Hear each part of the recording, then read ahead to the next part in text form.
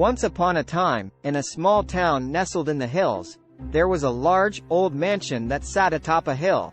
The mansion had been abandoned for years, and many rumors swirled around it. Some said that it was cursed, others claimed that it was haunted by the ghost of a woman who had died there many years ago. One day, a group of teenagers decided to explore the mansion. They were bored and looking for a thrill, and the old mansion seemed like the perfect place to find one. They made their way up the hill, and soon they were standing before the mansion's imposing gates. As they made their way inside, they heard strange noises coming from the mansion.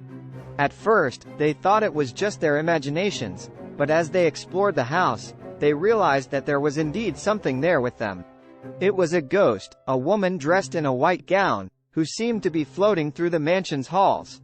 At first, the teenagers were scared, but as they watched the ghost, they realized that she wasn't there to harm them. In fact, she seemed sad and lost. They tried to talk to her, but she didn't respond. They tried to follow her, but she always seemed to disappear into thin air. The teenagers couldn't shake the feeling that there was something important about the ghost, so they decided to do some research.